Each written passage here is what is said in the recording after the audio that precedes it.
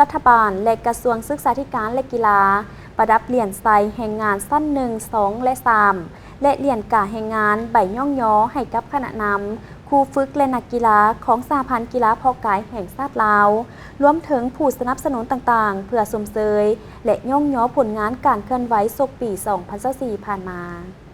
พิธีประดับเหรียญไซแห่งงานสั้น1 2 และสั้น3เหรียญกาแห่งงานใบย่องย้อขันรัฐบาลขันกระทรวงขันสหพันธ์กีฬาเพาะกายแห่งชาติลาวได้จัดขึ้นในวันที่ 31 พฤษภาคม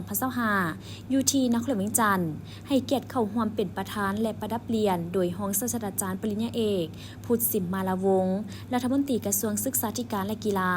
ปริญญาเอกมโนทองวงไซรองรัฐมนตรีกระทรวงอุตสาหกรรมและการค้าทั้งเป็นประธานสหพันธ์กีฬาเพาะกายแห่งชาติลาวท่านสมพศ สนรา หัวหน้าแผนกศึกษาธิการและกีฬานครหลวงเวียงจันทน์พร้อมด้วยคณะจัดตั้งกระทรวงครูฝึกนักกีฬา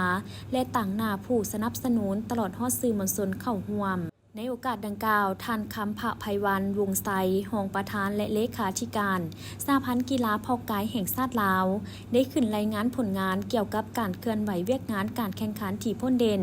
ในปี 2024 ที่ผ่านมาว่าในระยะ1 ปีผ่านมาสหพันธ์กีฬาเพาะกายแห่งชาติลาวได้มีผลสำเร็จในการเข้าร่วมการแข่งขันในระดับประเทศระดับนานาชาติและระดับโลกหลายรายการคือ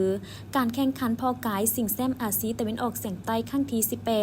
สาธารณรัฐประชาธิปไตยประชาชนลาวเป็นเจ้าภาพสามารถยัดได้เหรียญคำ5 เหรียญเหรียญเงิน4 เหรียญและเหรียญทอง15 เหรียญการแข่งขันเพาะกายชิงแชมป์อาเซียนครั้งที่